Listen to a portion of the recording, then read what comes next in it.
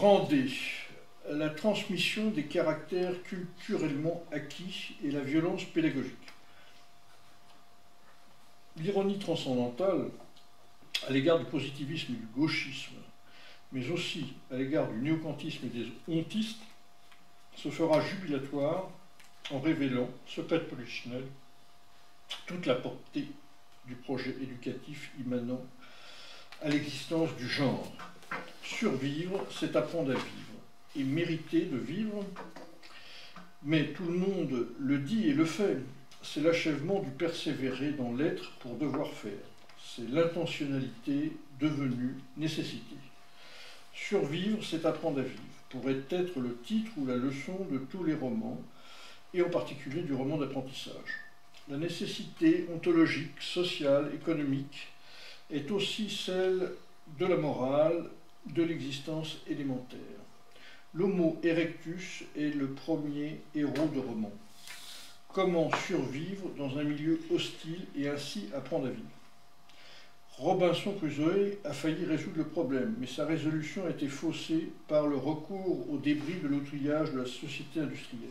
Il n'en reste pas moins qu'il a passé sa vie à survivre, ne connaissant de répit que par le travail de vendredi. L'animal n'est pas soumis à cette éducation, n'ayant aucun caractère culturel à transmettre. L'espèce est héréditaire. C'est le contraire pour le bébé humain.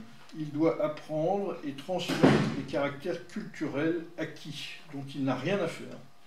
Alors le chantage de l'éducateur. Bien entendu, tout cela reste bien au chaud dans l'inconscient collectif, ce qui appartient au fonctionnement de l'espèce étant l'inconscient de l'individu. Ce chantage est un véritable terrorisme culturel, l'implacable nécessité d'un instinct de vie qui n'est que ruse de la raison. Ce qui ne doit pas être dit, c'est ce chantage sur le prématuré, l'affamé, l'angoissé. Si tu n'acceptes pas la transmission des caractères culturels acquis, notre situation de la nature impose de tels rapports de force que tu ne disposeras d'aucun moyen naturel d'imposer ton appartenance au genre. Tu seras autiste. Tout pouvoir tend à l'abus de pouvoir, tantôt de la nature, tantôt de la culture. Le pouvoir affectif, la relation des parents et de l'enfant, est fait des deux.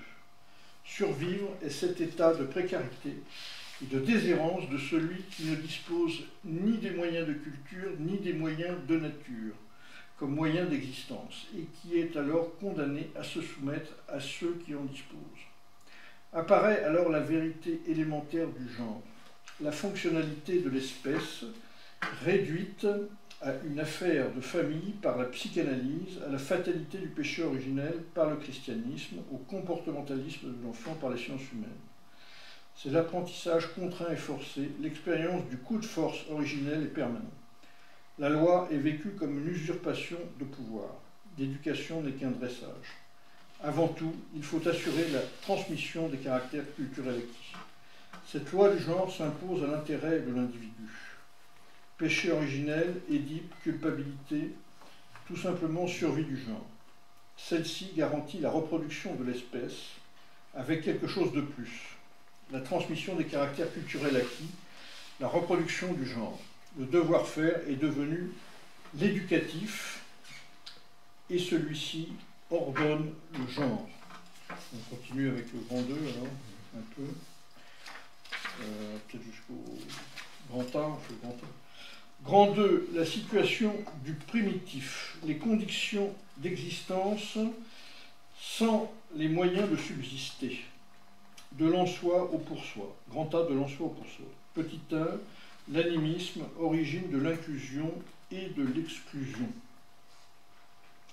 La donation de sens, celle de l'engendrement réciproque du temps et de l'espace grâce à la synthèse spatio-temporelle, assure le passage de l'en-soi, de l'équipement nécessaire et suffisant, au pour-soi, celui d'une autonomie fonctionnelle. Le processus identitaire commence où s'achève l'acquisition des éléments nécessaires à l'identité. C'est pour cette finalité que le genre opère la synthèse de ces éléments constitutifs. Si synthèse il y a, c'est parce que la finalité est devenue possible. Le primitif est un demeuré. Il en reste à la minimalité dialectique et logique, figé à l'identique au moindre développement. Il reste à l'habitabilité proposée par le spatio-temporel de l'horizontalité élémentaire, le centripète et le centrifuge. Les spécialistes et ethno-philosophes interprètent cette atrophie mentale comme immanence cosmique, relation fusionnelle de l'humain et de l'être. Mais alors, l'horizon se réduit à l'ici et au maintenant. Le temps est aussi immobile que l'espace est figé. Si le primitif est là, ici et maintenant, c'est sur le mode de l'animisme qui est le système d'exclusion, participation qui l'amènera à la dualité organisationnelle du totem et du tabou. Petit 2, le processus de survie. L'accès à la survie, c'est-à-dire à la reconstitution de la situation du primitif, n'a guère préoccupé les spécialistes des sciences de la nature et des sciences humaines.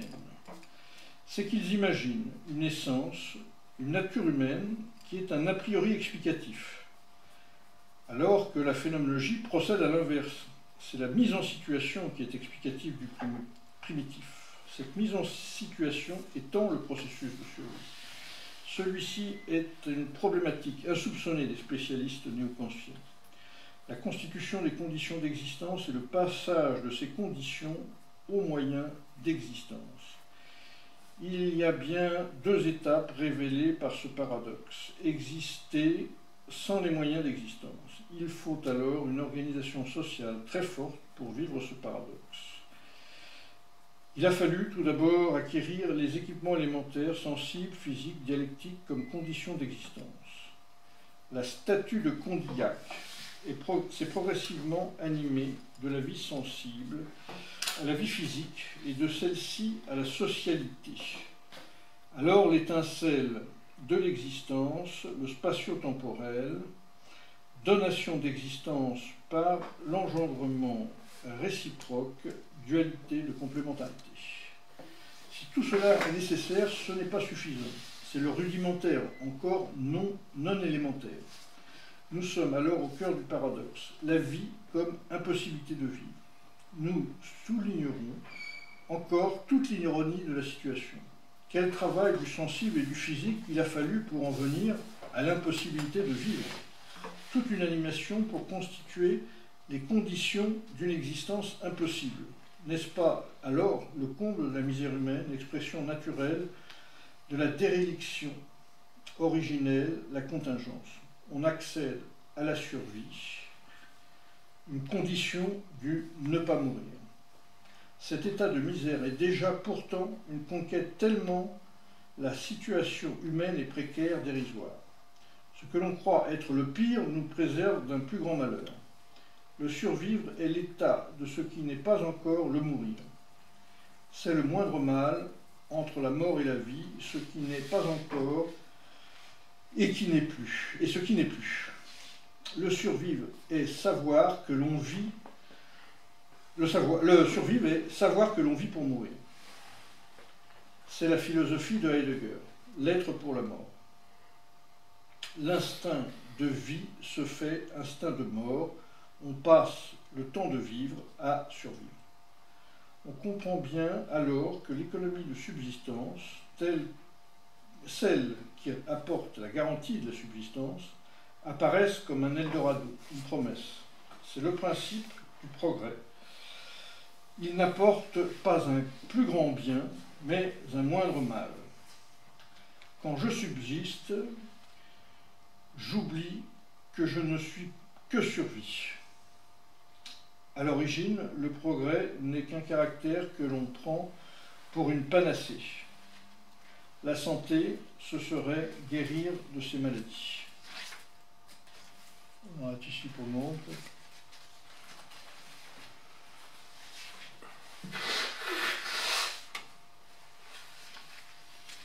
Est-ce qu'il y a des questions, remarques?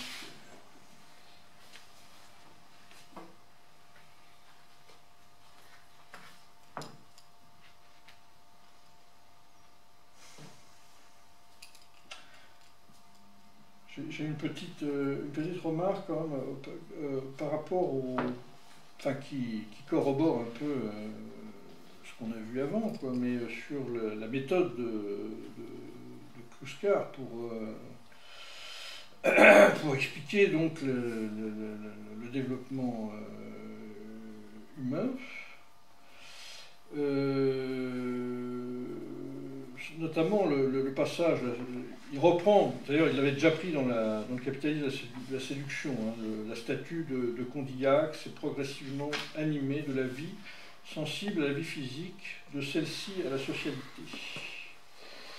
Et je le mettrai en rapport avec ce qu'il dit juste un peu avant, donc critiquant les sciences de la nature et les sciences humaines, hein, puisque il fait cette critique-là hein, par rapport à ces sciences humaines et de la vie. L'accès à la survie, c'est-à-dire la reconstitution de la situation du primitif, n'a guère préoccupé les spécialistes des sciences humaines, et des sciences de la nature et des sciences humaines. C'est là, je pense, qui est important, c'est qu'ils imaginent une essence, une nature humaine, qui est un a priori explicatif. C'est-à-dire qu'ils arrivent avec leur propre a priori sur la nature humaine, alors que, comme dit Kluskar, la phénoménologie procède à l'inverse.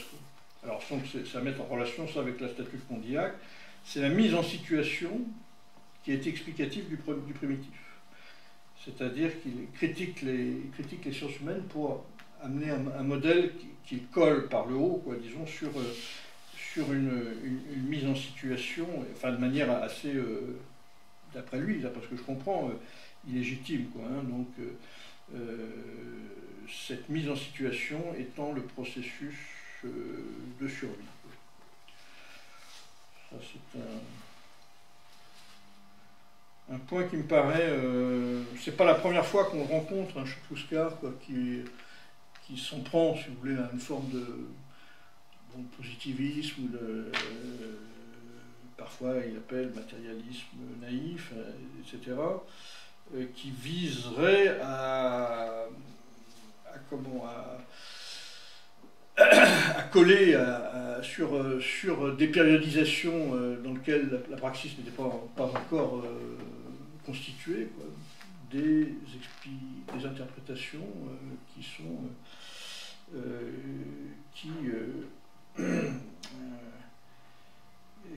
qui relèvent d'une praxis largement constituée dans les sciences, etc., et pour d'après lui, d'après ce que je comprends, un peu biaiser quoi, l'explication. Ça,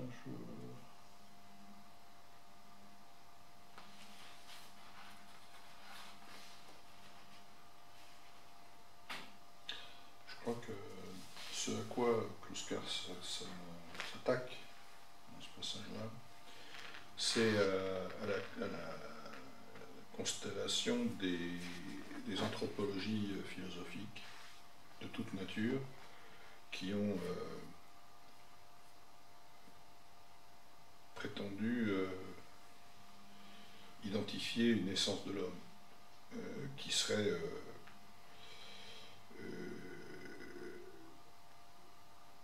le point, qui serait constitué par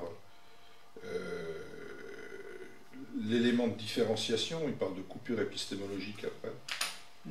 L'élément de différenciation avec le règne animal.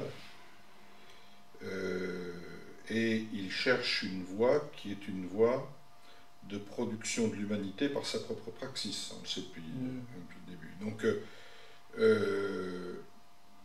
ce qu'il reproche aux anthropologies philosophiques, c'est de partir d'a priori, sans s'intéresser à la question de l'origine de l'homme et à la question de la praxis. La question de à la fois comment est engendrée la praxis par la situation tout à fait particulière de cette espèce animale qui s'appelle l'homme, qui vit dans l'impossibilité de la survie, en fait, et qui passe son temps à à devoir trouver les chemins d'une survie, mais qui, dans ce combat tellement inégal, plus inégal encore que le combat que mènent aussi les espèces animales, les autres espèces animales, dans ce combat inégal, invente la ruse de la culture, la ruse de la transmission, la ruse de la constitution d'un acquis, d'un produit, en fait, qui est transmis et qui fait que d'abord les petits peuvent survivre, peuvent grandir, l'espèce peut se reproduire et puis elle peut perdurer. Donc ce qui reproche en fait à ce que j'appelle les anthropologies philosophiques, c'est-à-dire toutes ces théories de l'essence de l'homme, hein, c'est de rater le moment constitutif de la singularisation de l'homme dans le règne animal par la production de la culture et dans la praxis, et donc de ce fait d'être obligé de postuler des a priori très diverses. Hein, Rousseau, l'homme n'est naturellement bon, c'est la nature qui le corrompt. Hobbes, c'est le contraire, ou presque. Hein, l'homme a besoin de signer un contrat pour survivre. Enfin, mais les anthropologies philosophiques sont d'une extrême diversité. Et c'est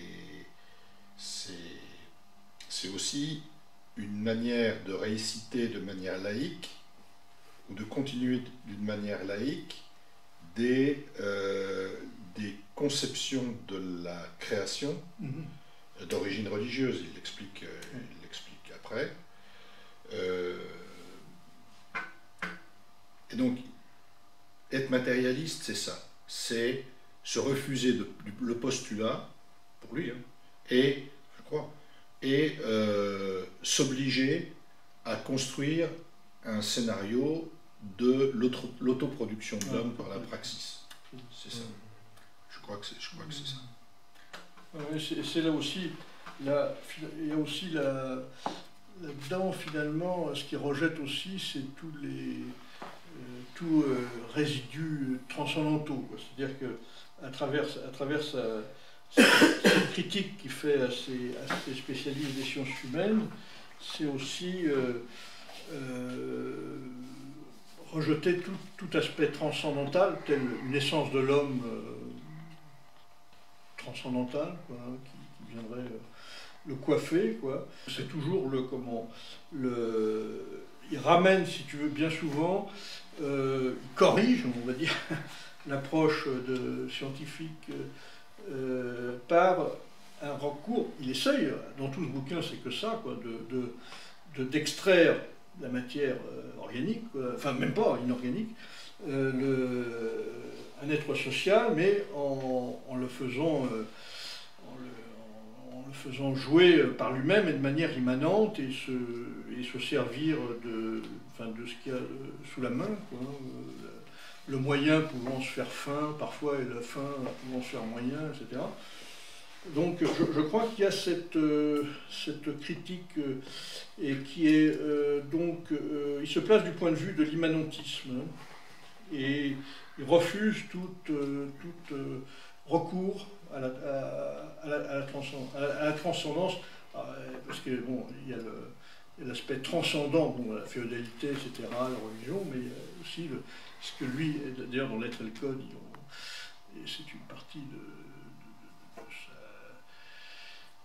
son constat, quoi, que finalement, comme tu disais, le sujet transcendantal de la bourgeoisie naissante, finalement, n'est finalement qu'une autre forme d'habillage du transcendant religieux.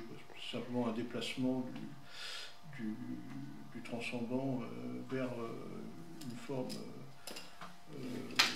de transcendantal, et donc je pense qu'il est critique par rapport à ce qu'il a dans l'être et le code, notamment il parle d'une épistémologie bourgeoise, quoi. Une épistémologie bourgeoise qui apparaît au début du capitalisme capitalisme et qui vient effectivement mettre le sujet transcendantal comme quelque chose, et tout ce qui dérive de ça comme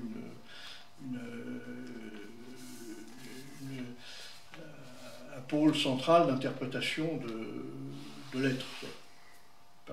Et donc là, quand quelqu'un effectivement voilà, vient dire à propos du primitif, donc donner une explication toute faite, quelque part transcendante, lui, il préfère donc corriger en montrant quelque chose d'immanent, de systémique, quoi, qui pourrait comme tu disais, l'autoproduction de l'être humain.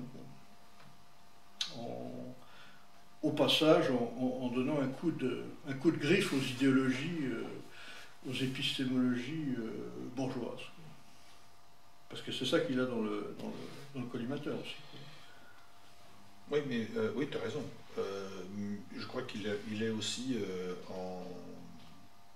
dans la démarche de remettre sur ses pieds certains éléments de l'anthropologie philosophique qui sont encore peut-être un petit peu d'un horizon différent, comme par exemple le freudisme.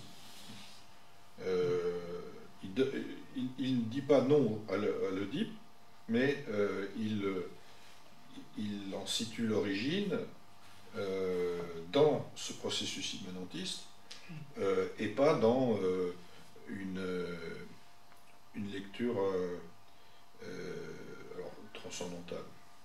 On a pu dire que les concepts freudiens étaient les transcendantaux de la psychanalyse. Hein. C'est pas faux. Même si c'est la clinique qui les révèle et pas qui permet de les construire et pas une théorie de l'homme. Mais à l'arrivée, d'ailleurs, bon, dans le freudisme, il y a quand même dans le freudisme et dans nombre de freudiens, il y a une vision arrêtée de la structure de l'homme, finalement, de la nature, enfin, nature humaine, oui, de la constitution de l'homme. Voilà, donc on ne sait pas d'où ça vient, c'est là, et il faut comprendre avec ça, et par ça. C'est pas du tout la position de Kluskar, qui en arrive d'ailleurs à donner une explication non psychanalytique des concepts psychanalytiques, puisqu'il en donne une explication tirée de ce qu'il appelle les débuts de l'économie politique. Le désir est un concept à la fois freudien, mais qui naît dans le besoin de survie et dans l'émergence d'une économie politique. Oui.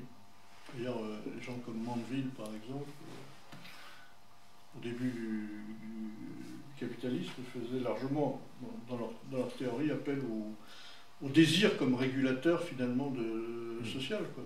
Que, oui, après, ça mais les anthropologies philosophiques, c'est aussi la théorie de la concurrence généralisée, qui explique que les hommes sont faits pour être en concurrence, et que il y a tout ça. Le capitalisme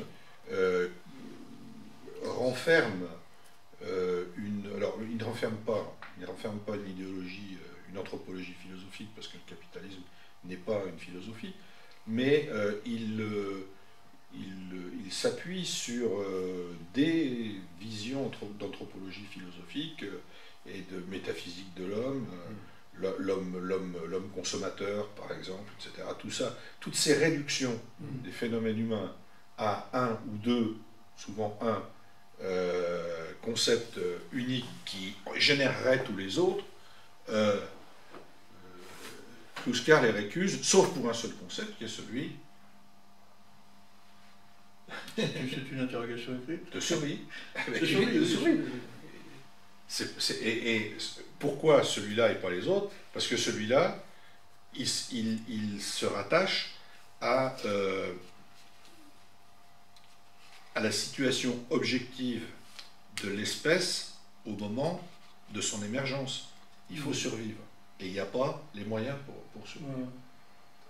La loi apparaît. La loi, oui. Mais pas la loi du père, la loi de la survie.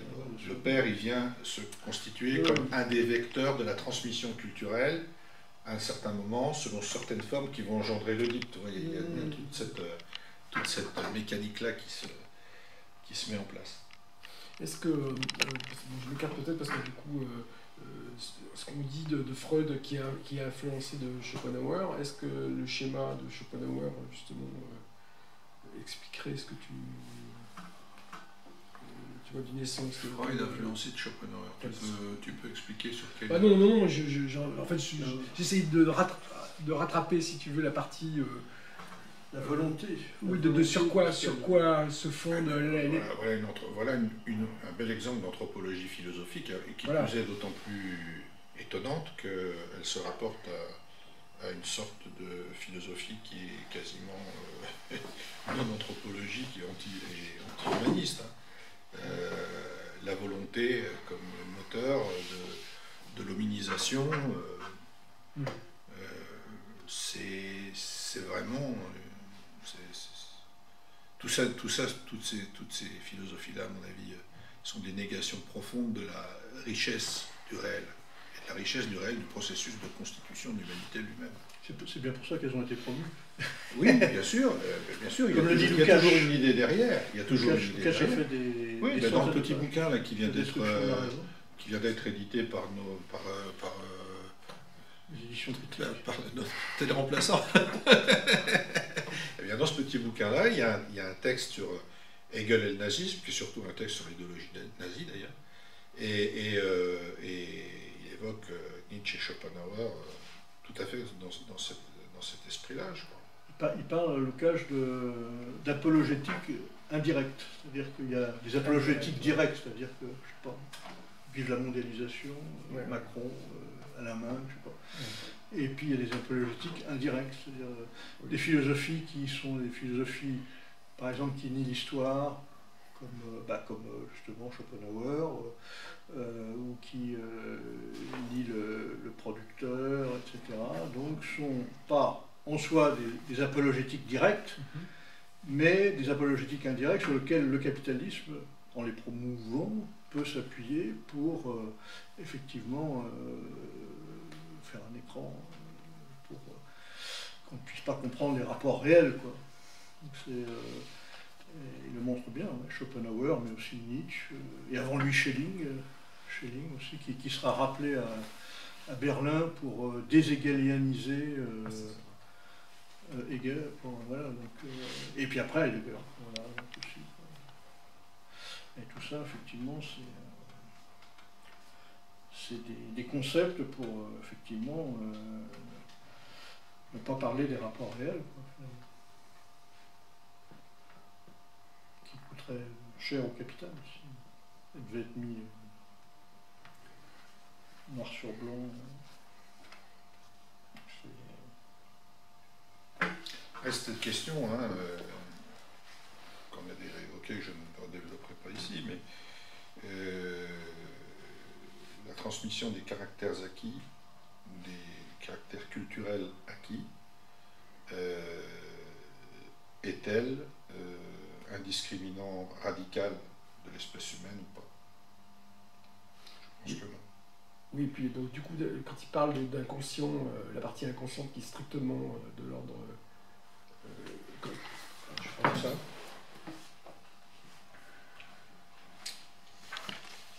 y est, j'ai pas mis ma remarque, je peux même pas.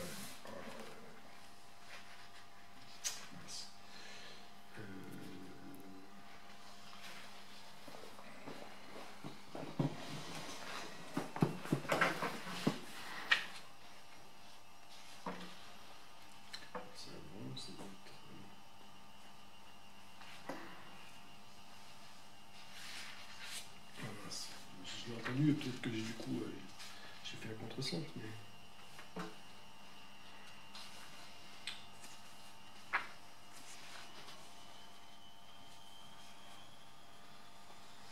Vous voyez, quand il dit pourquoi en rester alors à l'Oedipe familialiste et nominaliste, il phrase qui invite à dépasser le freudisme. C'est page combien ça? Page 152, là, on vient de le lire.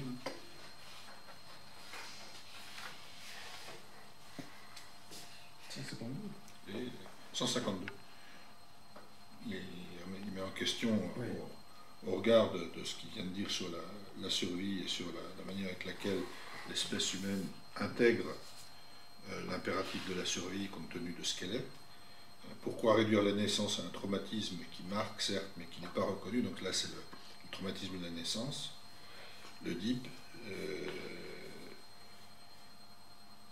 Plus loin, je crois qu'on va aborder le totem et le tabou. Alors là, on va aller flirter du côté de l'ethnologie, mais sans oublier Freud.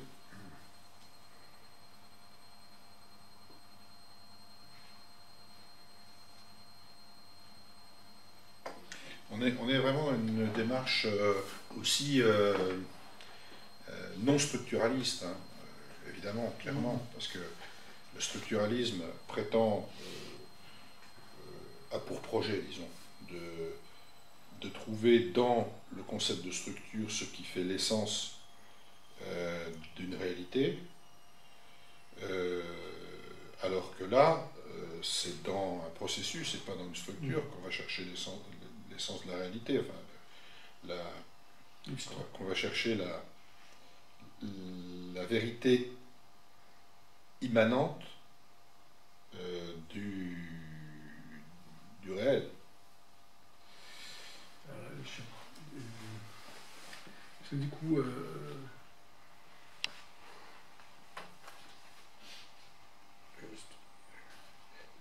le structuralisme il est quand même plus ou moins basé sur le langage, malgré tout. L'invariant, surtout. Du coup, de ce qui a été travaillé dans le langage, qui est calqué ou élargi à l'humain, donc peut-être, non, je sais pas. Au départ, ça vient de Saussure, c'est ça? Oui, c'est ça. Ça vient de Saussure, et puis ça a été après Ça vient d'un bout de l'œuvre de Saussure. Un bout de l'œuvre de Saussure. Oui, parce que Saussure, on oublie souvent qu'on dispose de Saussure essentiellement des notes prises pendant ses cours. Et Saussure s'est intéressé à la structure du langage, mais aussi, il s'est aussi intéressé à la langue, c'est-à-dire au langage comme praxis. Et les structuralistes prennent dans Saussure ce qui concerne la structure de la langue. Le reste est un peu... D'ailleurs, ils le font parce que tout simplement, la linguistique, le courant de recherche linguistique s'investit là-dedans. Et commence par travailler sur Saussure, sur la structure, etc. Jacobson, qui est le grand inspirateur de Saussure, est au début dans cette optique-là, cette lignée-là. Et puis après, son œuvre évolue, mais au début, au moment où Lévi-Strauss écrit, j'ai dit grand inspirateur de Saussure, de Lévi-Strauss, au moment où Lévi-Strauss écrit, il est là. Après, le structuralisme est loin de se réduire à la question d'une structure de la langue. Oui, non. Chez Lévi-Strauss, il y a une structure de la parenté. Dans la mesure où on peut considérer Foucault comme un structuraliste, il y a une structure des schémas de pensée, hein, ce qu'il appelle les épistèmes. Mais en même temps, il y a chez Foucault un essai de traduction des changements d'épistème. Hein. L'épistème foucaldien, il s'inscrit dans une pratique théorique qui est celle de quelqu'un qui a un rapport à l'histoire, pas de quelqu'un qui nie les rapports à l'histoire. Son objet, d'ailleurs, est l'histoire. Hein. Donc, c'est encore différent. Il n'y a pas un structuralisme, il y a des structuralismes. Mais ce qui a beaucoup conduit à fédérer les structuralismes en une sorte d'école, qui n'existe pas, à mon avis, c'est la convergence politico-philosophique anti-marxiste que permettait le structuralisme. Ça permettait de mobiliser un certain nombre de grandes figure de la pensée contemporaine dans une lutte contre l'immanentisme et la dialectique marxiste, matérialiste. Les structures ne bougent pas. Elles ne descendent pas dans la rue. Ouais. Ouais. Elles ne descendent pas dans la rue. C'est ça, c'est à cet endroit-là donc de dédier une sorte d'idéalisme aux structures, de penser que les structures... Non, c'est pas un idéalisme, ça se veut objectiviste. Mmh. Il y a des structures. Voilà, on n'est pas, Ouais. dans le... à proprement parler dans l'idéalisme, sauf Bah, peut-être pour la partie des structuralistes qui font le chemin qui va d'une structure de langage à une structure de la pensée, d'une structure de la pensée à une identité humaine caractérisée par la structure de la pensée, et identifiée à travers la structure de la pensée, peut-être. Mais sinon, enfin, Lévi-Strauss est-il idéaliste? Oui et non, enfin, il est structuraliste. Mais est-ce que c'est pas un schéma, un horizon ou un défini, enfin, quand on dit qu'effectivement c'est éternel ou je sais pas quoi, donc C'est un variant. un variant, donc du coup, enfin je dis éternel, donc mais un variant c'est pareil, enfin ça dépend. C'est une manière de contrer le marxisme, quoi. Pour dire que si c'est un variant, ça ne peut pas changer. Et donc, si le progrès ne peut pas y avoir de... Ça justifie des analyses politiques qui vont à l'encontre de la possibilité du progrès social, du marxisme.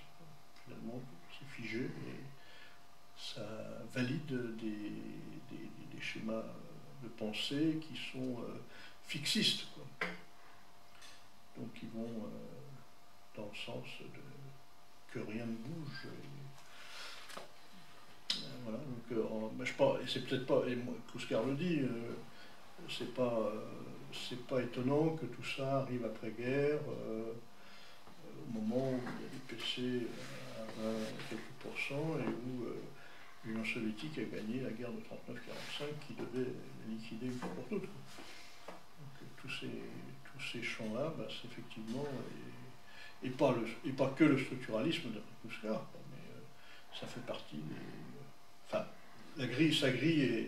sa grille interprétative est quand même assez intéressante parce qu'effectivement, existentialisme, structuralisme, postmodernisme, on a vu tous ces courants-là se développer et donc après-guerre et en contrepoint du marxisme et de la dialectique, quoi, tous ces courants. Donc, c'est pas seulement, alors bien sûr c'est en contrepoids du marxisme, mais c'est aussi en cohérence avec une structure dominée par un rapport social donné, qui est le rapport social capitaliste.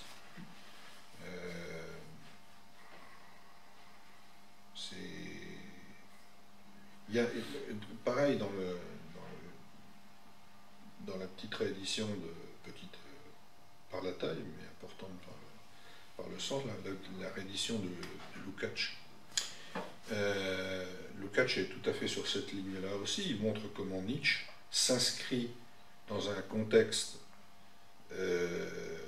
d'histoire de la pensée allemande à un moment très précis, qui est le moment du dépassement de l'ère bismarckienne et de l'ouverture du capitalisme allemand à d'autres horizons industrialistes. Et il s'est inscrit, je dirais presque par défaut, c'est-à-dire que à la fois il s'y oppose et il opère un retour à une prétendue tradition, vérité essentielle, qui est en même temps un retour, mais en même temps se veut un dépassement, hein, c'est l'homme du futur, le surhomme. Hein. Donc Lukács montre bien comment, par exemple, l'idéologie, enfin la pensée de Nietzsche s'inscrit dans une conjoncture idéologique. Une conjoncture idéologique qui est celle de l'Allemagne de l'époque. Tout ça, ça renvoie à l'idée développée par Althusser, mais qui date d'avant lui, que la philosophie, c'est la lutte des classes dans la théorie. En 1943, Lukács, il ne le dit pas, mais il écrit. À propos de Nietzsche, c'est exactement ce qu'il écrit. La lutte des classes dans la théorie, Nietzsche s'inscrit dedans, mais les autres aussi. Schopenhauer avant lui, on pourrait montrer ça avec Hegel, tout à fait. Hein. Hegel, l'esprit bourgeois, la sublimation de l'État qui est encore en gestation en Allemagne à l'époque. Il ne faut pas l'oublier. C'est encore un État à venir. On écrit dans son temps. On écrit dans son temps et, qu'on le veuille ou pas, on prend parti.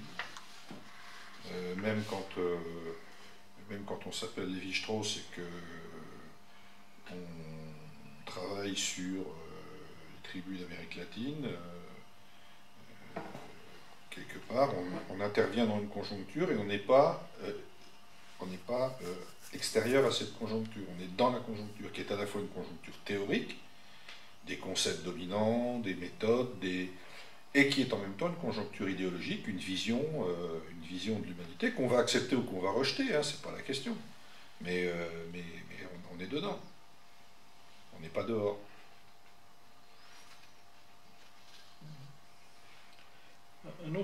C'est-à-dire que le reproche que les positivistes le reproche que les partisans du non-engagement en philosophie font au marxisme,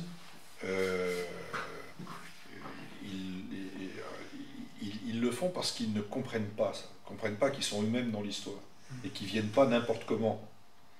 Ils voient le savoir comme un processus cumulatif et sélectif de production de thèses. Ils voient l'histoire de la philosophie d'une manière générale, d'ailleurs l'histoire de la pensée. Il y a une notion de progression vers la vérité, mais qui ne s'accompagne pas de l'idée que la production de la vérité s'inscrit toujours, de cette vérité, de cette dite vérité, s'inscrit toujours dans une conjoncture. Des institutions aussi,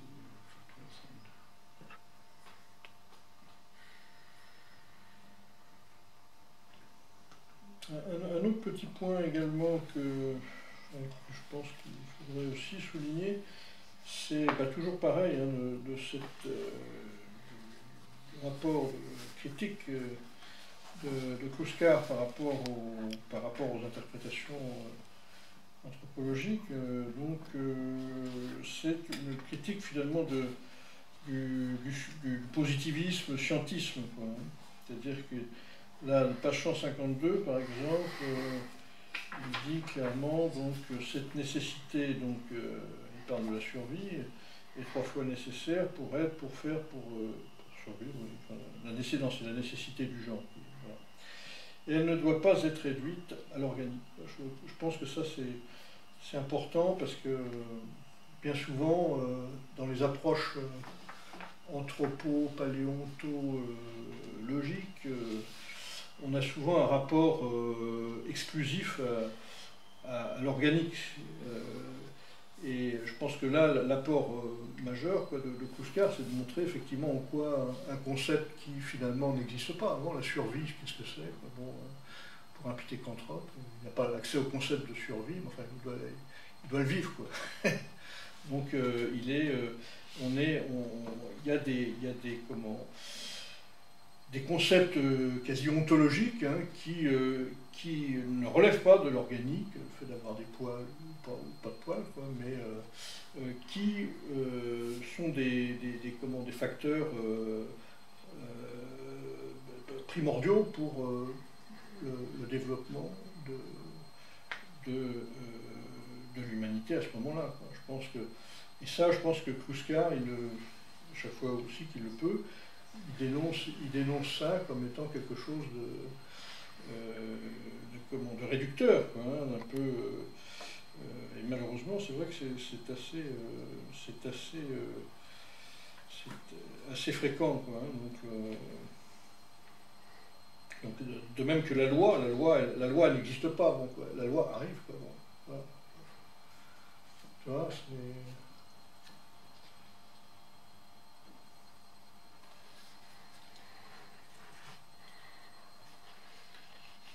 Je crois qu'une interprétation, une explication purement organique n'est pas satisfaisante, quoi, parce qu'effectivement, on voit bien qu'il y a un gap entre le moment où voilà, tu passes du grand singe à l'homme, quoi. Tu ne peux pas tout expliquer par l'organique. C'est-à-dire qu'à un moment, il faut que... je pense que ça, c'est le mérite de Kluskar, ce qui ne veut pas dire qu'il nie l'organique, mais que l'organique est quelque chose de... Enfin, peut-être de marginal, ou moins d'annexe, quoi. Donc, je pense qu'il y a aussi ce fil directeur, si tu veux, dans toute l'analyse d'ailleurs de Kluskar. Hein. Donc c'est de montrer que le facteur ontologique est également tout à fait fait pression sur le développement, sur l'autoproduction. Ce qui appartient au fonctionnement de l'espèce étant l'inconscient de l'individu. C'est-à-dire que la partie... L'individu dans l'espèce. Dans l'espèce, oui. Ah oui. Ouais, c'est-à-dire que par exemple, on ne se rend pas compte de l'importance, selon lui, du facteur de survie. Ça, effectivement, avant de dire ça, on n'a pas une... Donc ça s'est relégué dans l'inconscient, finalement.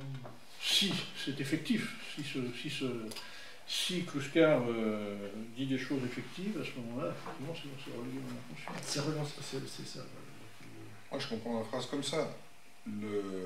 L'inconscient chez l'homme a pris la place de l'instinct. De l'instinct. Il a pris peut-être partiellement la place de l'instinct chez l'animal. Peut-être partiellement, parce que l'instinct subsiste chez l'homme.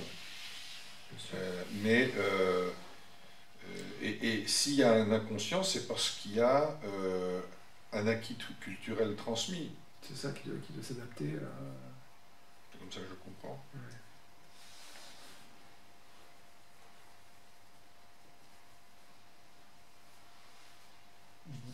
C'est où ça? Page 156 en bas. Il semblerait donc du coup que oui, le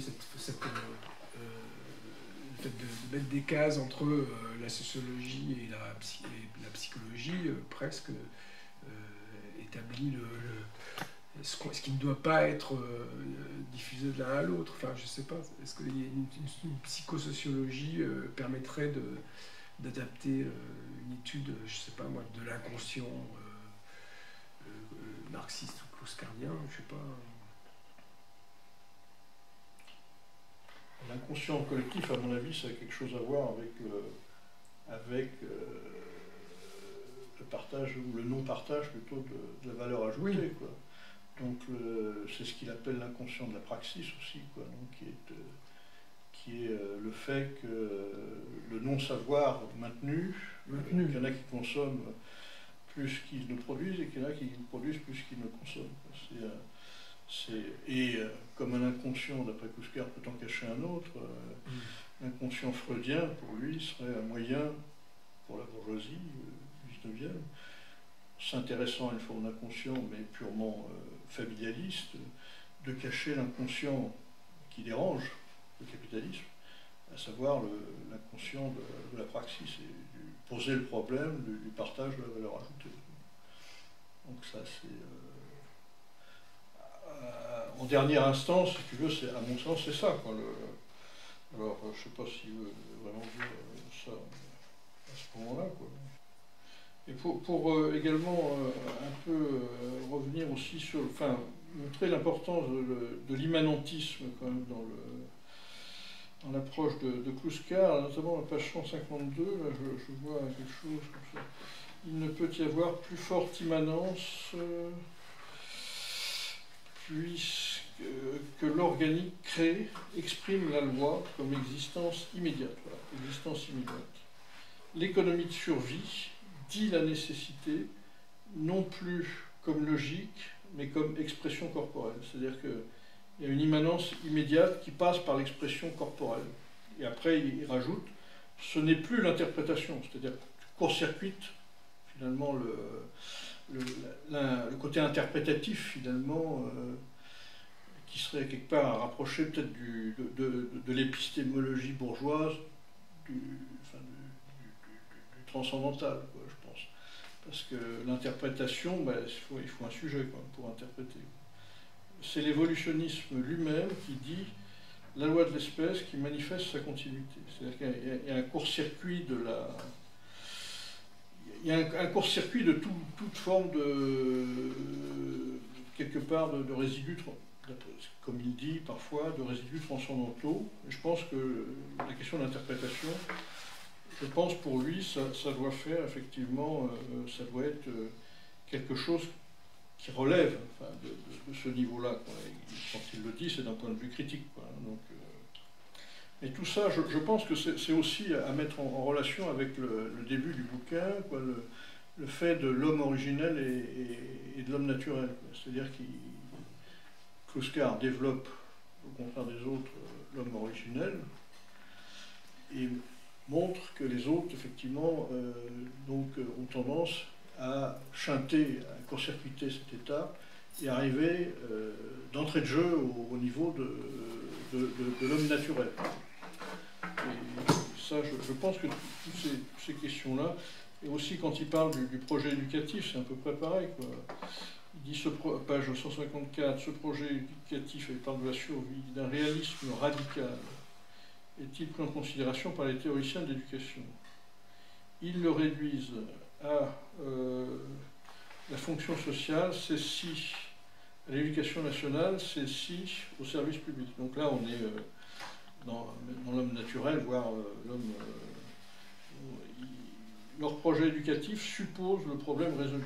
C'est-à-dire qu'ils ne se posent pas le problème de la survie, ils le supposent résolu, et ils arrivent au dernier moment, au moment de l'homme naturel, qui finalement est déjà dans il arrive donc après coup, après la mise en place de ce qu'il prétend promulguer la fonction d'éducation nationale au service public. Il ne peut être qu'un réformisme, la nécessité est oubliée, la survie, comme origine de l'échange, immanence de l'éthique et du genre. C'est-à-dire qu'ils ont court-circuité ce que lui appelle, je pense, l'homme originel, l'étape de la nécessité est court-circuitée, et ils arrivent d'emblée dans le besoin. Aussi, là, page 159, aussi, là, il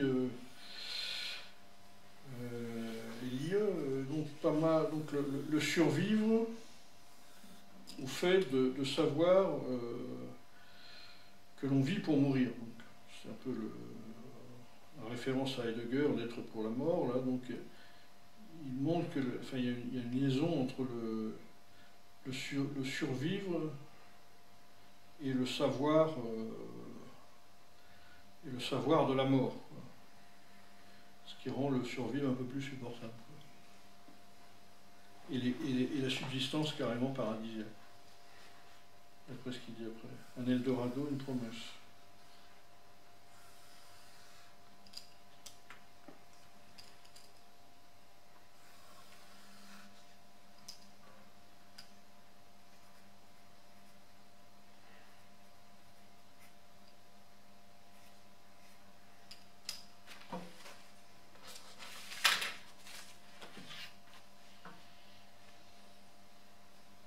Oui, alors là, c'est vraiment la promotion de la survie, enfin même instituée, quoi. Arriver à établir le plus de survie possible, quoi. De toute façon, tu n'as pas le choix, quoi. Oui, oui, bien sûr. Mais c'est le contraire d'une posture divisée dans la classe, du coup. Là, ben là il est avant l'émergence des classes sociales, quoi. Ouais. Il se pose bien avant, quoi. on est avec ce livre-là, et avec Granier, face à une critique nietzschéenne de Marx et de la dialectique marxiste. Que Nietzsche n'a pas faite, peut-être.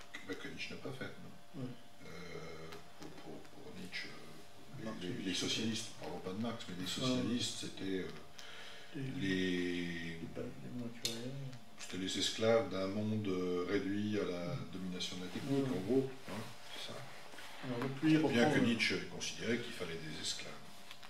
Une société sans esclaves est une société en dégénérescence. Donc, pour la recherche de la vérité, Nietzsche pensait ça. Alors donc, il écrit La praxis et la découverte essentielle de Marx, hein, on l'a lu tout à l'heure, en construisant le concept. Marx amène à découvert le champ originaire où se constitue activité, valeur et signification, en tant que pour l'homme, rien ne peut être sinon comme déploiement de sens au cœur d'une vie sociale que l'homme doit produire. La praxis joue donc épistémologiquement le rôle d'une matrice pour la totalité des catégories marxiennes. C'est juste. Elle n'assume cependant cette fonction de principe générateur que parce qu'elle procède à l'interprétation de l'être comme vie,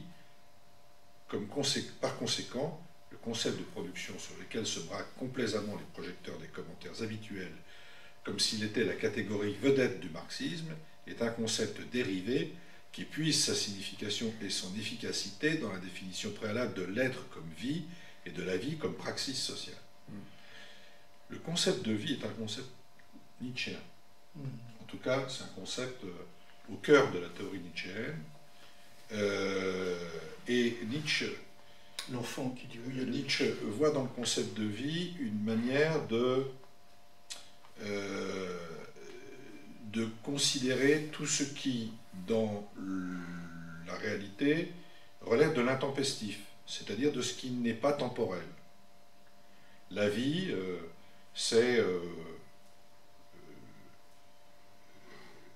le lieu où s'exprime l'intempestif. Les pulsions, les constantes, les vérités nécessaires de la vie humaine s'expriment dans un registre conceptuel qui est celui de l'intempestivité. Alors naturellement, ce qu'on peut lire ici, c'est quand même l'idée que Marx, finalement, est aussi un philosophe de l'intempestivité, dans la mesure où il fait dériver le concept de production du concept de vie, au sens nietzschéen du terme. Mais lui, naturellement, Marx ne le fait pas au sens nietzschéen, mais il y a une relecture nietzschéenne, je pense, de Marx. Et à la fin du livre, il explique ce pourquoi il n'est pas marxiste. Ah oui. Ah. Oui. Il écrit à l'homme total de Marx, soucieux de trouver sa vérité dans l'histoire, et donc de sortir du champ de l'intempestivité, qui est pourtant le noyau dur de sa théorie de la production, opposons l'homme intégral, pour qui tout accomplissement en ce monde ne vaut jamais que comme symbole. Moi, j'aurais tendance à dire deux choses par rapport à ce petit passage-là. Hein. Bon, alors après, il faudrait lire tout le bouquin, ça m'intéresserait beaucoup et je changerais peut-être d'avis. Mais d'abord, je ne pense pas qu'il y ait la notion d'homme total chez Marx. En tout cas, ça me semble percuter l'idée du libre épanouissement de chacun dans le communisme.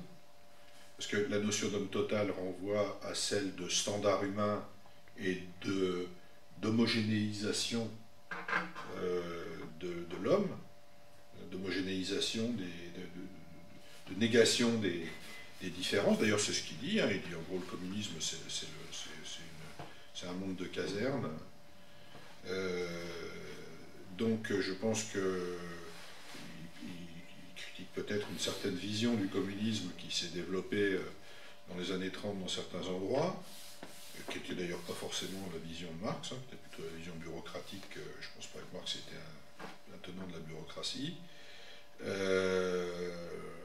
Quant à l'opposition avec l'homme intégral,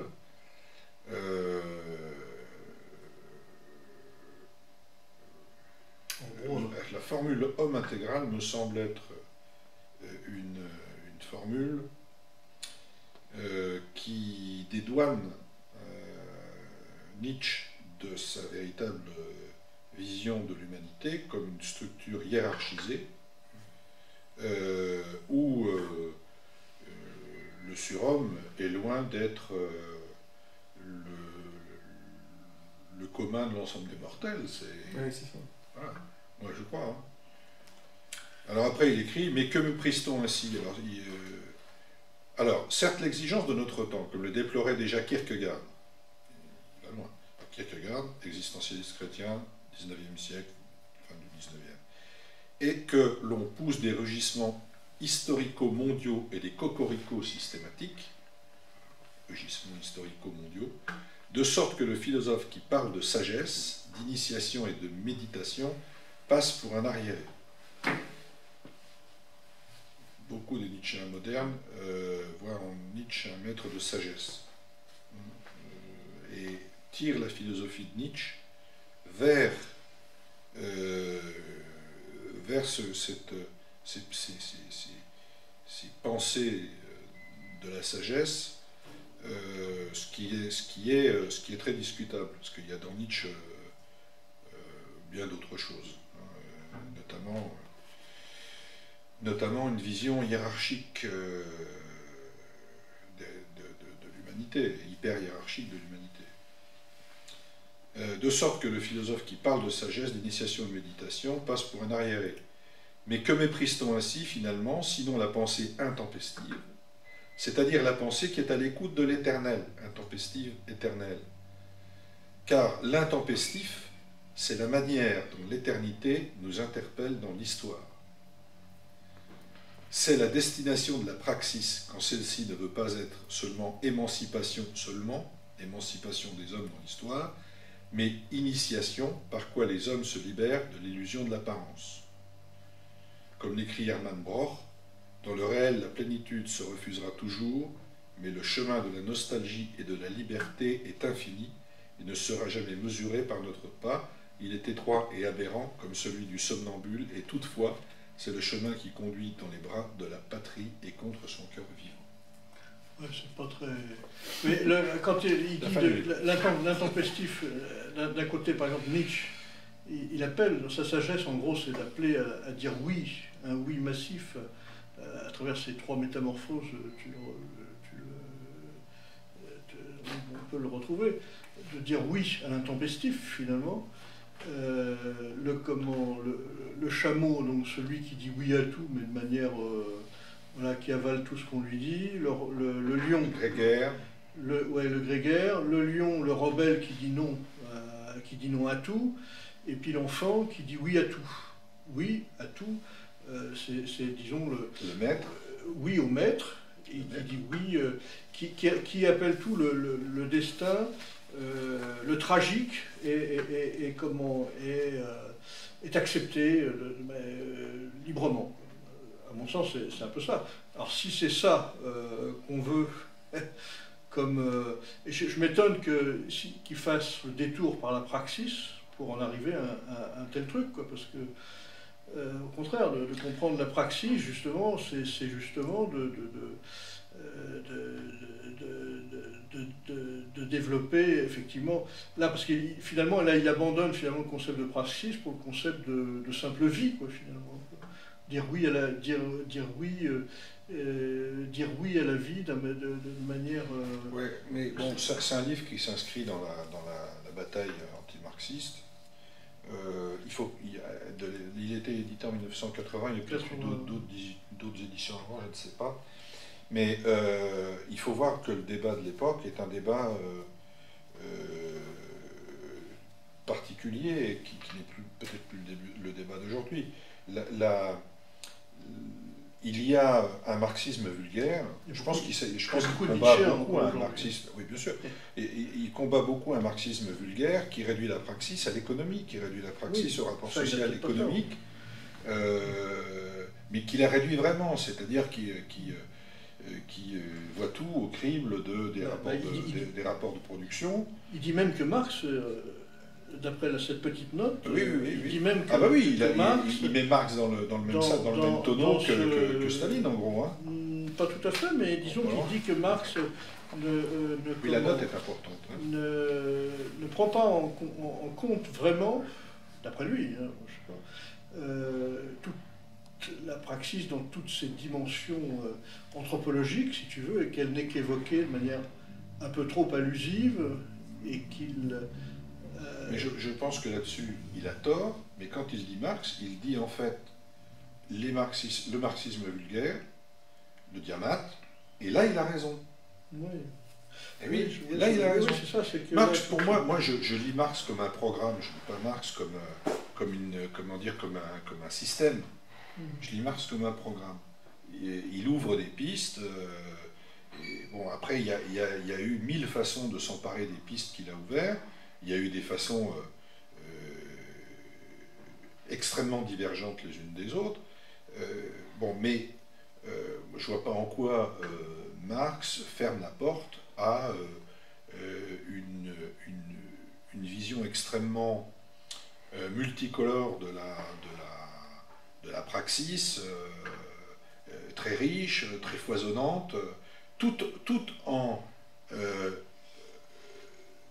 insistant sur le fait que le cœur dans le capitalisme, le cœur de la production de la praxis, ce sont les rapports de production capitalistes, hein, mais aussi en laissant la porte complètement ouverte sur, enfin même plus que ça, parce que Engels, dans la dialectique de la nature, travaille sur l'anthropologie, les connaissances anthropologiques de son époque. Il dit pas que les rapports de production sont les mêmes à toutes les époques, évidemment, et que, outre cela, il détermine de la même façon les rapports sociaux à toutes les époques et à tous les moments de l'hominisation. Et je ne crois pas qu'ils disent ça. Tu vois ? Et il ne dit pas non plus que tout se ramène à des rapports sociaux, à des rapports sociaux de production. Mais par contre, ce qu'il dit, c'est qu'il y a une grande naïveté à ne pas voir l'effet des rapports sociaux de production dans les rapports concrets entre les hommes, dans les rapports sociaux en général. Ça, oui. Et donc il a un programme qui est aussi incitatif d'aller chercher la lecture de l'influence, de l'impact des rapports sociaux de production, et souvent de l'impact déterminant des rapports sociaux de production, dans une théorie de la sexualité, une théorie du langage, ou dans une science du langage, une science de la sexualité, ou une science de l'esthétique picturale du IIIe siècle avant Jésus-Christ en Inde. Voilà. C'est ça pour moi le programme marxiste. C'est pas un programme fermé, c'est un programme ouvert, doté d'une ligne directrice qui n'a pas la prétention d'être un absolu, mais qui est indispensable. Indispensable. Je sais pas, moi c'est comme ça que je le vois. Mais alors je crois que Kluska va un peu plus loin, quoi, parce que effectivement, il reprend ce que tu lisais, la découverte de Marx. Ah ben, finalement, Kluska, il va plus loin, bien sûr. La découverte de Marx, de la praxis comme quelque chose d'absolument central, mais il le pousse dans ses conséquences ravageuses, on va dire, pour l'idéologie et l'épistémologie, même puisqu'on parlait bourgeoise, etc. C'est pour ça qu'il fait un jeu de massacre là sur les scientifiques positivistes ou les spécialistes des sciences humaines et de l'éducation. C'est-à-dire qu'il pousse le fait même que la praxis soit centrale, ce qui a été découvert par Marx, dans ses derniers accomplissements, et qui fait qu'effectivement, si tu la prends jusque dans ces derniers contreforts, eh bien, effectivement, c'est tout à fait ravageur pour l'idéologie bourgeoise, quoi. J'en trouve pas la phrase, mais il y a une phrase où il dit en gros, il manque Kluskar à Marx. Bon, Oui, il y a ça. Ben voilà, Alors c'est attends, ça. il faut que je la retrouve. il faut le retrouver. Peut-être que c'est un clouscardien qui s'ignore. Mais après, il a d'autres conclusions. Oui, Parce que oui, il non, ferait non, pas oui, comme là, Kluskar, hein. là, effectivement, je pense pas que puisque Kluskar pourrait entériner ce qu'il a dit à la fin. Il dit, au vrai,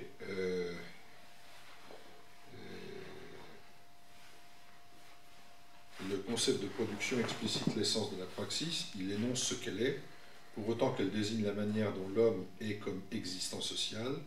Il y a là une implication absolument fondamentale, il rend hommage à Marx, qu'on ne saurait méconnaître sans livrer le concept de production aux manigances du nihilisme. Oui. On ne peut nier toutefois que la pensée de Marx demeure à cet égard très vulnérable, dans la mesure où elle-même, comme j'ai déjà eu l'occasion de l'indiquer, ne montre pas comment assembler et composer les trois concepts de l'être, de la production et de la vie.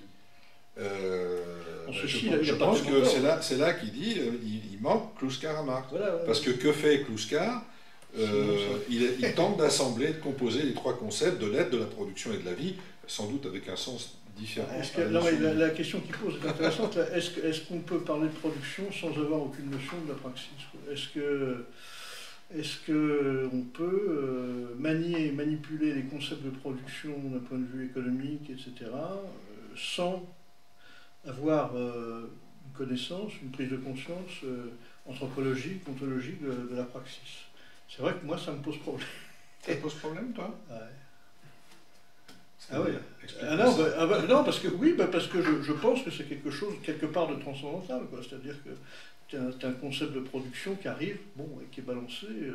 Si tu n'as pas les linéaments qui font que tu comprennes ce que c'est, quoi, et qui s'enracine au niveau anthropologique. Ah oui, je vois ce que tu veux dire, oui.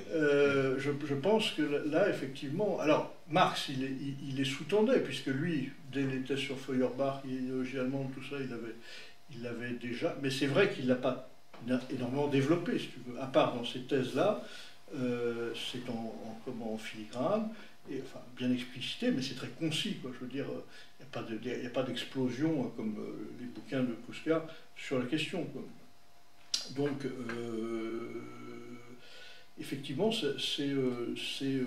est-ce que ça peut poser problème, si tu veux, de parler de rapport de production est-ce qu'on peut vraiment épuiser la signification de ces termes en n'ayant pas de connaissance de la praxis, ou pas de... Enfin, que tu ne sois pas... tu ne sois pas posé la question de cette praxis native que Marx a découvert. Je verrai ce que c'est... et ça me... Je ne sais pas si on peut avoir vraiment quelque chose de fécond au niveau de l'analyse économique, si on fait l'économie, justement, de la compréhension de la praxis. Voilà, donc c'est une question que je pose, quoi. Non, mais c'est une question. Je sais pas. Une vraie question. Après, la question de la praxis, elle est peut-être un peu étroite parfois. La praxis abstraite, théorique, etc., peut être aussi, c'est ce que je suis en train de lire là, en ce moment, donc du coup, la position d'une praxis qui fabrique réellement, qui fabrique des biens de consommation, des biens de survie, et la praxis abstraite bon, c'est dans cette espèce de théorie de Granger que je le tire, Granier. Non, Grand Gilles Gilles Gaston. Parce qu'on en avait parlé l'autre fois, donc Ouais. et j'ai pris ça a excité ma curiosité, donc du coup je suis allé le voir. Et effectivement, dans son concept de personnalité, il épaissit, hein, enfin, du coup, la pratique abstraite, même en se basant sur Descartes, par exemple, et des Args, en distinguant deux intellectuels de la même époque, voir comment ils ont développé leur concept, et en projetant finalement une personnalité qui est de l'ordre de comment on aborde le monde en praxis, quoi. Dans la façon d'aborder la transformation du monde, quoi, d'une certaine façon. La praxis étant enfin, ce que je retire de notre travail, là, dans notre atelier, une réflexion qui est apportée sur notre pratique. C'est une pratique réfléchie, de toute façon. Enfin, penser, repenser. Moi, je crois que ce qu'on soulève là, c'est le problème de la juste conception de la praxis.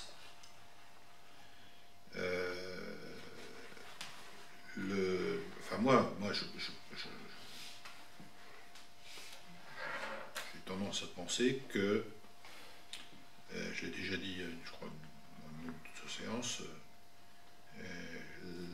la praxis, c'est la totalité de l'activité humaine. Et que cette totalité de l'activité humaine, en tant qu'activité humaine, elle est caractérisée par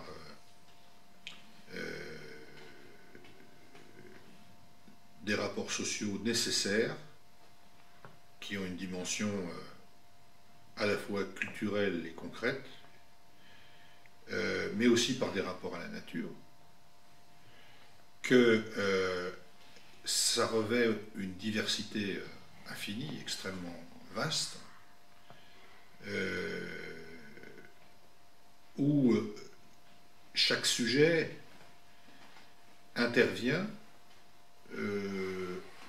à la fois pour ce qu'il est et pour ce qu'il devient dans la transformation et dans le rapport social. C'est ça.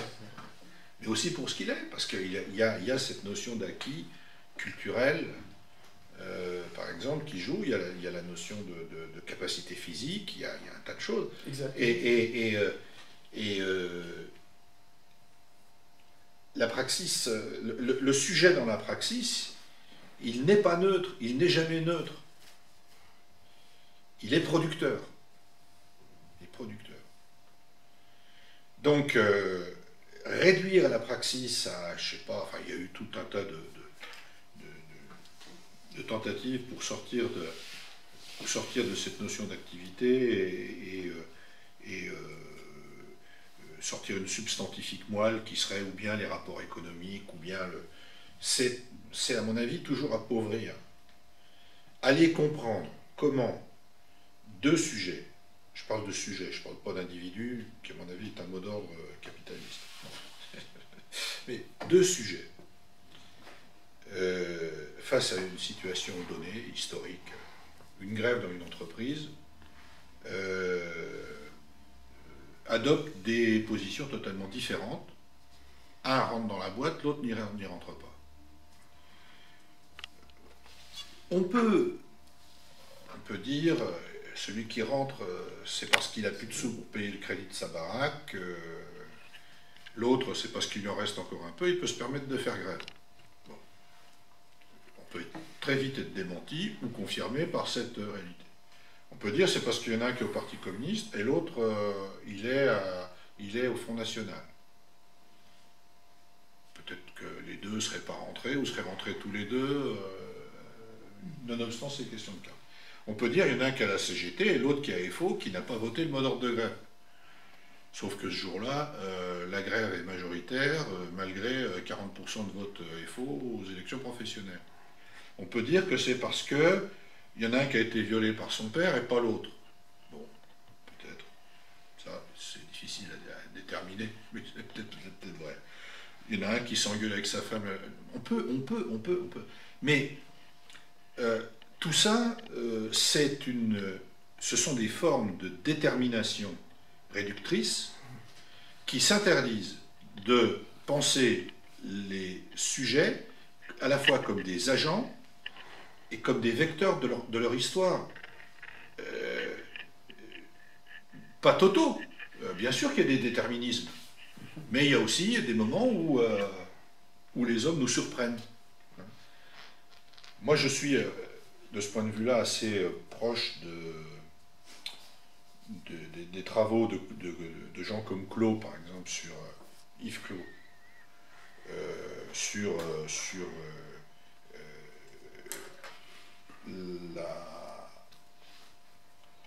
la notion de subjectivité en lien avec la notion d'activité.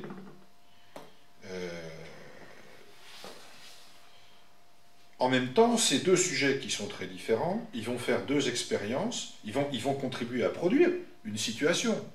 Le choix qu'ils font détermine l'avenir de la lutte.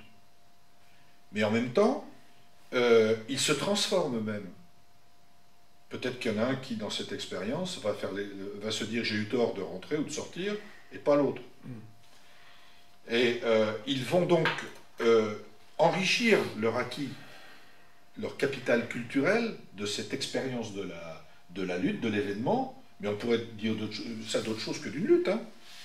Et on n'arrête pas, on est sans arrêt en train de capitaliser, d'analyser, avec des filtres qui sont différents d'un individu à l'autre, même s'il y a des grandes catégories de filtres, à certains moments.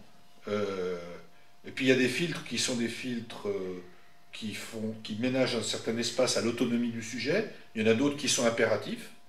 Le fait de ne pas pouvoir payer son crédit à la fin du mois si on a perdu une journée de travail, c'est un filtre relativement impératif. Hein. Et peut-être que le mec qui rentre au moment de la lutte, au lieu de lutter, il le regrette amèrement parce que son grand-père était communiste, son arrière-grand-père était communiste, et sa femme l'engueule parce que elle en a marre de vivre avec un mec qui se couche. Ouais. Il y a tout ça. Mais c'est tout ça, c'est tout ce processus global qui est moi ce que j'appelle, non pas la subjectivité, qui est un terme qui marque un certain arrêt, un certain capital figé, mais la subjectivation, le processus de subjectivation, qui est propre à chaque sujet, qui est à chaque fois aussi le moment de la praxis.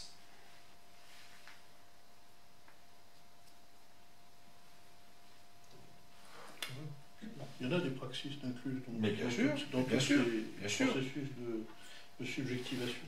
Mais bien sûr, bien sûr. C'est pour ça que, mais ça n'interdit pas de se poser comme le fait Marx, sans le dire comme ça, de se poser la question de savoir, à un moment donné de l'histoire, en l'occurrence son présent à lui, qu'est-ce qui constitue le moteur de la praxis au sens du rapport social déterminant qui va, sur le moyen, le long terme, peut-être sur le court terme, mais en tout cas sur le long terme, façonner une structure sociale et revenir en écho au niveau des sujets, comme structurant les sujets, comme structurant leur processus de subjectivation. Le capital, le rapport social capitalistique, il est actif chez les sujets. Il n'est pas simplement subi, il est actif, on le voit bien.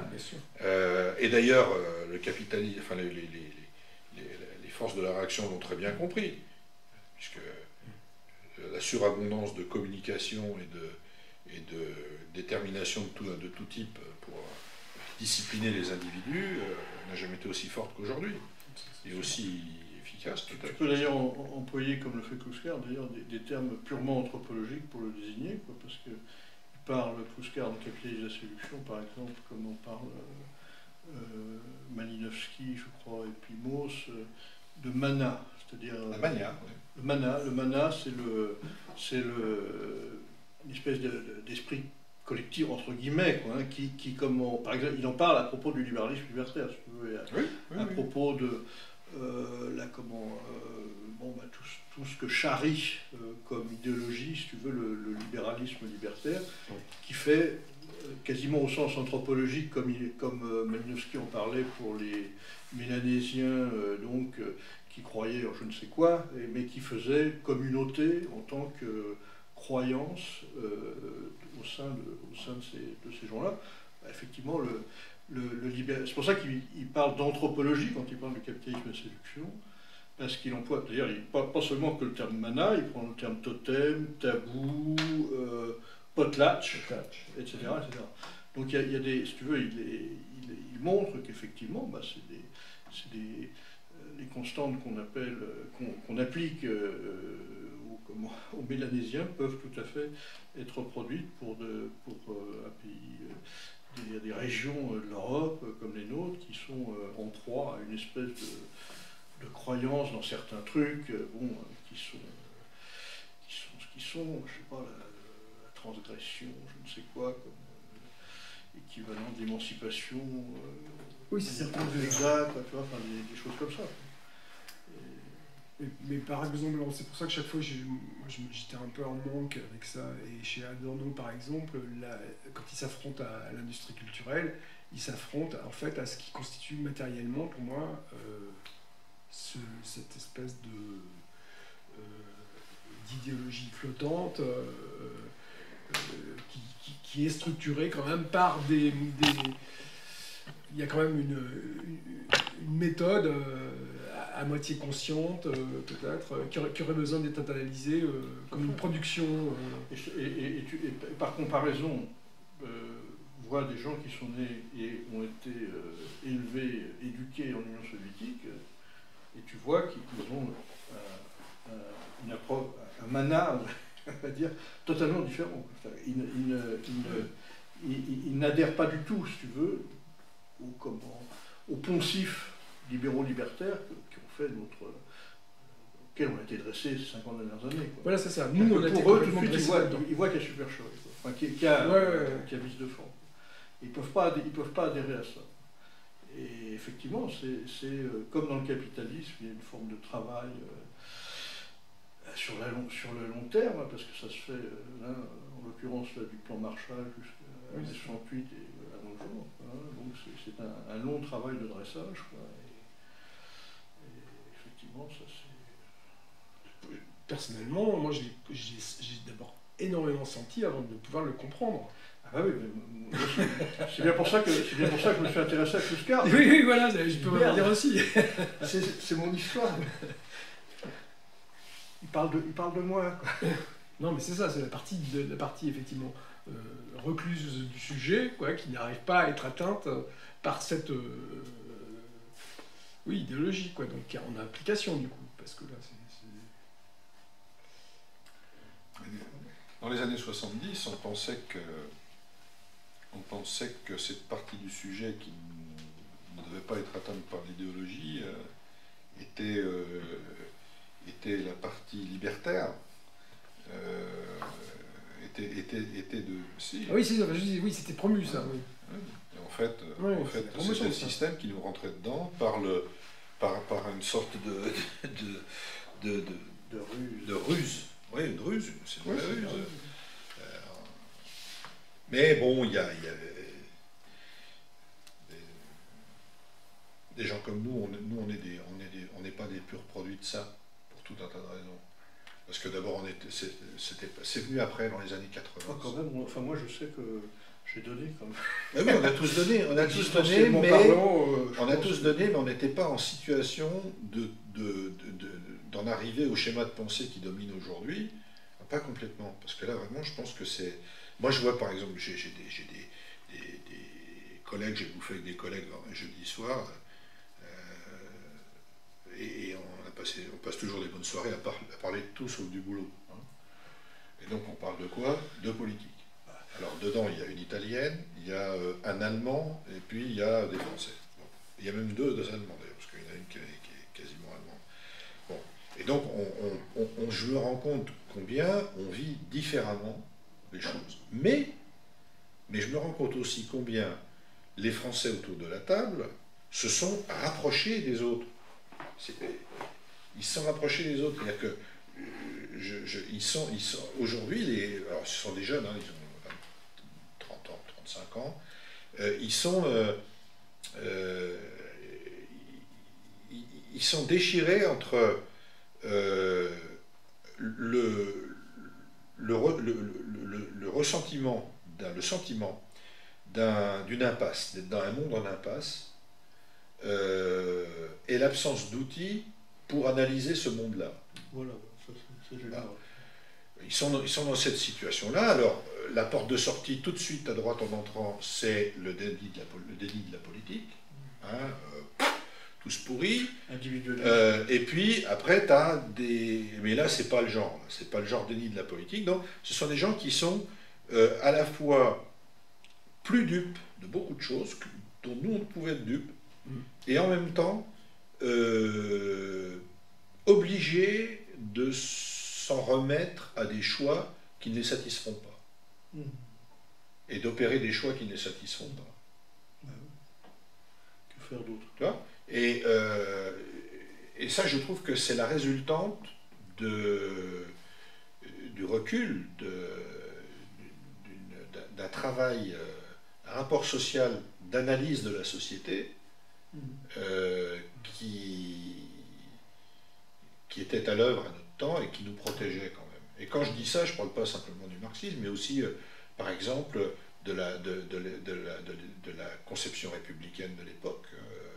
L'idée du service public, le service public, c'était entrer dans le service public dans les années 70, quand moi j'y suis entré, c'était un honneur. On gagnait des clopinettes, mais c'était un honneur. Voilà.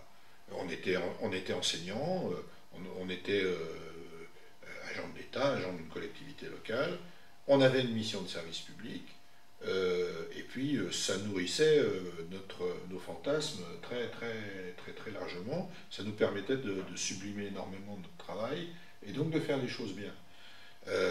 Progressivement, on a évolué vers presque une vision de service public, zone de refuge pour emploi stable. Oui. C'est vrai, hein. C'est pas ça, c'était pas ça. Et ça, alors, en même temps, ça ne sera bientôt plus. Oui, les centres de formation aussi des profs.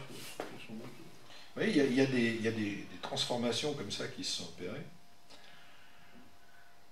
Moi, je vois par exemple, j'ai des collègues, j'ai l'italienne dont je parle, elle travaille avec moi.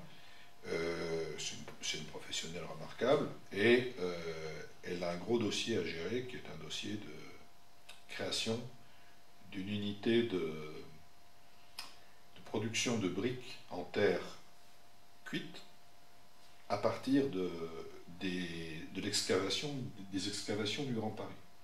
Il y a des millions de tonnes de terre qui vont être excavées et donc il y a un projet européen qui a été initié depuis la ville de Sevran, mais qui est devenu un projet européen maintenant, de récupération de ces terres, plutôt que de les foutre, de faire des montagnes qui n'ont jamais existé autour de Meaux étant là, de fabriquer des matériaux de construction. Projet passionnant. Mais projet qui se heurte à toutes les contradictions de la concrétisation d'un projet écologique tant qu'il n'a pas démontré qu'il y avait un taux de rentabilité élevé à en attendre. Voilà. Aller trouver le capital pour monter une opération comme ça. Mais ces collègues-là ne vivent pas, ne comprennent pas qu'ils sont dans des contradictions qui sont au cœur de l'hyperlibéralisme. À la limite, ils culpabilisent presque du fait de ne pas être capable de trouver le pognon pour monter l'opération. Ils en sont à dire on n'est pas bon. On devrait, voilà, vous voyez. Alors là, il y a un processus de subjectivation, d'intervention dans la subjectivation par le rapport de production qui est manifeste. Le sujet est façonné, mais il se façonne parce qu'il y a cet échec, j'espère, provisoire, mais il est façonné par ça, mais en même temps, il est façonné en même temps, il est façonné par